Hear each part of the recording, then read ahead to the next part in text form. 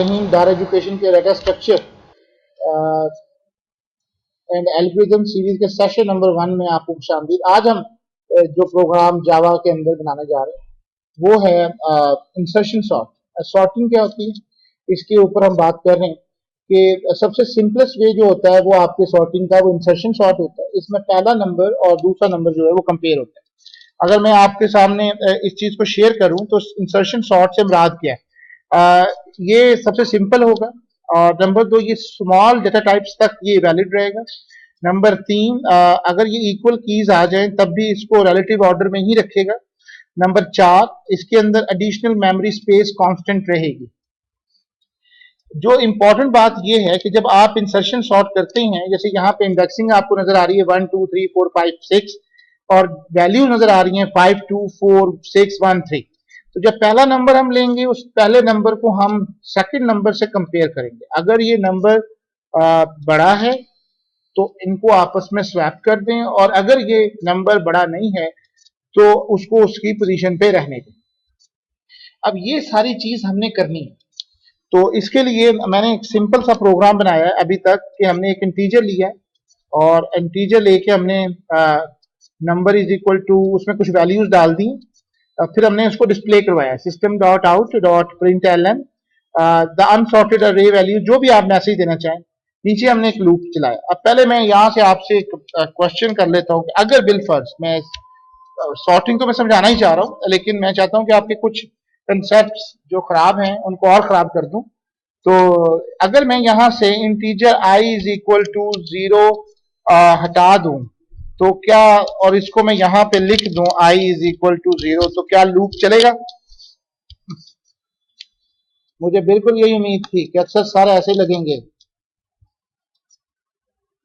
पहला कंसेप्ट तो आपका ये खराब हो गया कि i is equal to 0 initialization देना जरूरी नहीं है इन स्मॉल ब्रैकेट्स के बाद।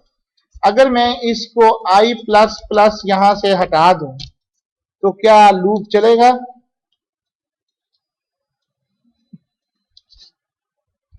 ये लूप तो चलेगा, लेकिन अनलिमिटेड टाइम पीरियड तक चलेगा क्योंकि मैंने इसकी इंक्रीमेंट नहीं दी।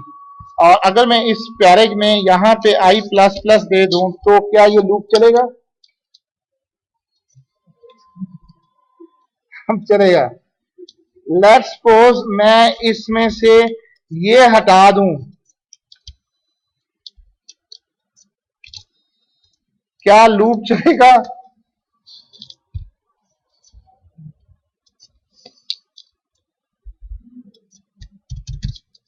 जी, क्या लूप चलेगा?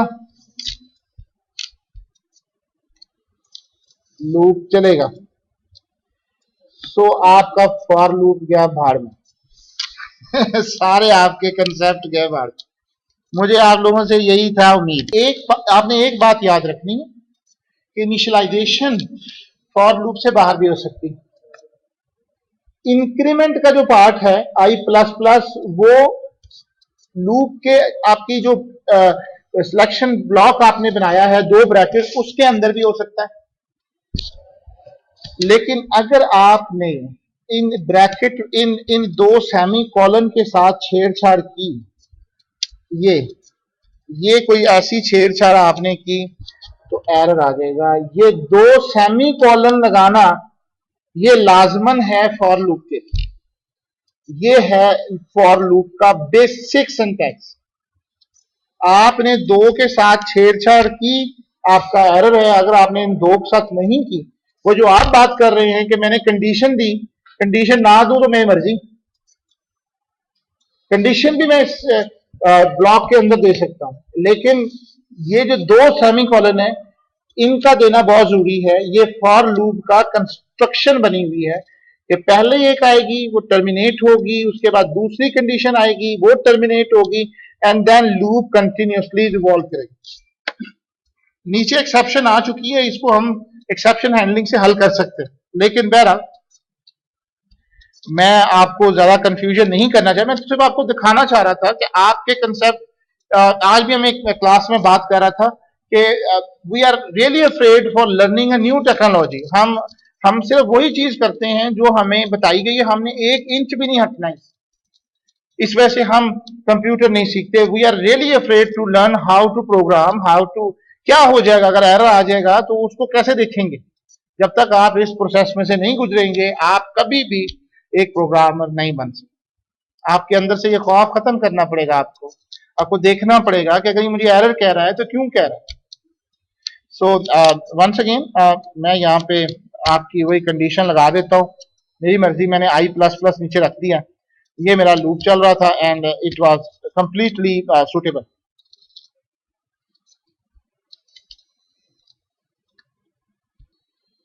अब अगर बिलफर्ज आपने इसको i इज इक्वल टू 0 नहीं किया तो एरर फौरन आ जाएगी, क्योंकि जहां जहां वो प्रोग्राम यूज करेगा उसको पहले से इनिशियलाइज वेरिएबल नहीं हो गए तो उसके लिए अगली लाइन उसको अंडरस्टैंड नहीं करती। ऐसा पॉसिबल नहीं है कि आप क्लास आपने सारा काम कर लिया एंड देन आप बताएंगे जनाब मेरा नाम सैफुल्ला। ऐसा नहीं है। You should introduce your self for the first time. तो इंट्रोडक्शन और ये जो डिक्लेरेशन है ये आपके लिए जरूरी है। जब तक आप किसी वेरिएबल को डिक्लेयर नहीं करेंगे और साथ में इनिशियलाइज नहीं करेंगे और आप उसको कभी भी यूटिलाइज नहीं कर सकते। सो इनिशियलाइजेशन इज मस्ट है। अब हम, ये तो हमारी कंडीशन थी। अब लेट्स सपोज मैं बहुत सिंपल सा काम करना चाह रहा हूं। पहले तो मुझे मालूम हो कि फर्स्ट नंबर कैसा आता है और सेकंड नंबर कैसा आता है। तो पहले मैं एक सिंपल सी वैल्यू लिखता हूं, द फर्स्ट नंबर, और फर्स्ट नंबर देने के बाद फर्स्ट नंबर, और फिर मैं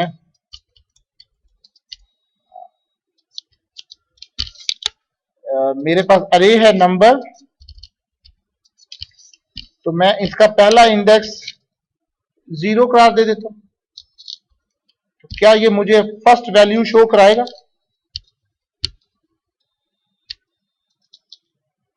उससे मुझे फर्स्ट नंबर 23 दिखाया।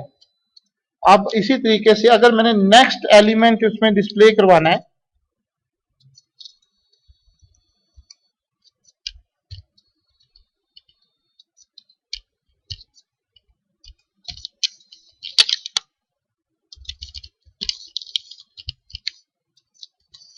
और डॉट प्रिंट,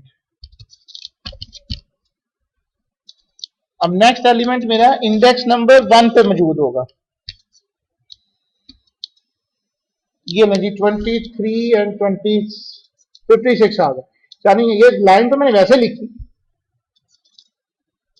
समझाने के लिए, लेकिन मैंने सिर्फ ये बताया कि नंबर के साथ 2 ब्रैकेट्स में आप इंडेक्स उसका फर्स्ट का दें और सेकंड का दें तो मैं उसको कर सकता।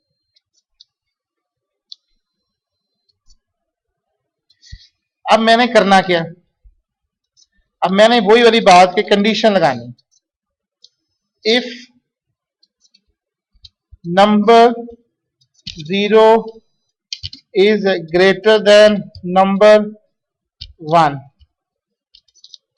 तो क्या कर दे वो जी, अगर 2 अरेज के नंबर्स आ रहे हैं और वो इसको, अगर नंबर 0 जो है वो बड़ा है नंबर 2 से, तो मुझे क्या करना चाहिए? अगर मैंने ये हरकत की, नंबर 1 में इक्वल है नंबर 0, मैंने ये किया, जस्ट मैंने ये किया कि जी अगर नंबर बड़ा है तो आपस में उनको स्वैप कर दे। अब मैं आपके ख्याल में यही लाइंस को 2 दफा रिपीट करूंगा और मैं देखूंगा कि क्या इफेक्ट होता है।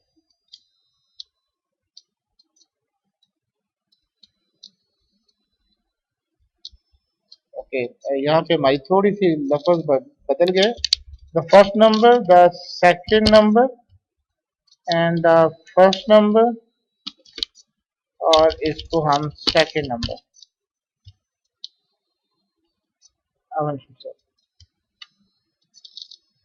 अभी नंबर क्या, नंबर 1 जो है वो नंबर 2 से ग्रेटर था?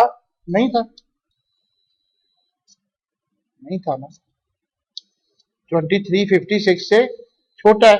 लेकिन अगर मैंने यहां पे नंबर वैल्यू चेंज करके 123 कर दी तो क्या आएगा? 123 123 क्यों?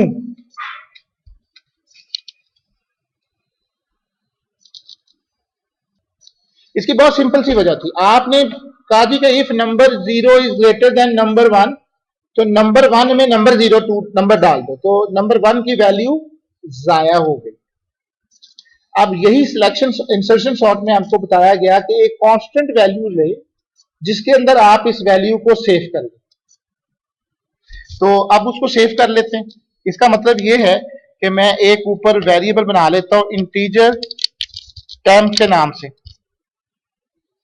और टेम्प में मैं वैल्यू, अब मैं क्योंकि more than one line use कर रहा हूं तो I just can use it करली ब्रैकेट्स। आपको ये समझ आ जानी चाहिए कि अगर आप एक लाइन से ज्यादा काम परफॉर्म कर रहे हैं तो यू शुड यूज करली ब्रैकेट्स। कब आपने करली ब्रैकेट्स करनी कि नहीं, अगर ये नंबर ग्रेटर देन बड़ा है तो क्या होना चाहिए, तो टेम्प में इज इक्वल टू नंबर, पहले वैल्यू स्टोर कर लें 1 की जिसमें आप वैल्यूज को स्टोर करवा रहे हैं, and then you will use this thing. तो अब नंबर 1 में वैल्यूज स्टोर हो गई, एंड जब ये काम परफॉर्म कर ले तो फिर क्या होना चाहिए, क्या ये इसको चलाएंगे तो सही चलेगा? यू कैन सी कि अभी तक वैल्यूज नहीं, आपने टेम्प के अंदर स्टोर तो कर लिया लेकिन टेम्प की वैल्यू को असाइन नहीं किया। तो अब ये बिल्कुल उल्ट प्रोसीजर होगा आपका। आपने नंबर 0 को असाइन कर देनी है वैल्यू टेम्प की। यही आपकी insertion sort. This is the way in which we can swap the two number.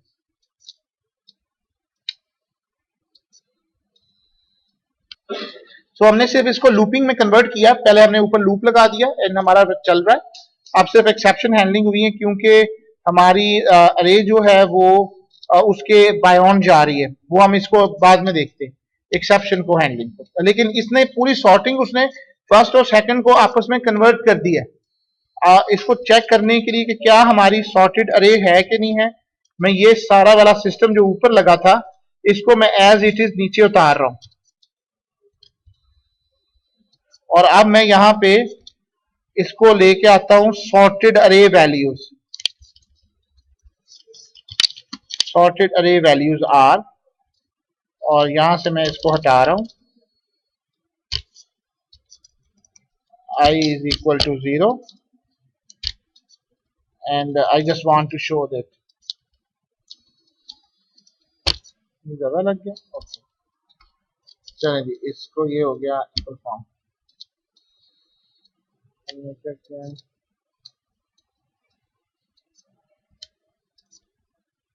ये सॉर्टेड अरे,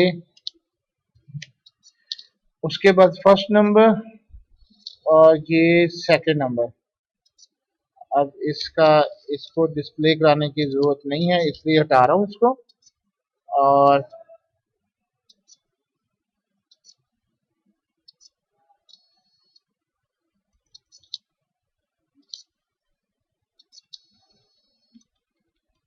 लेंथ -1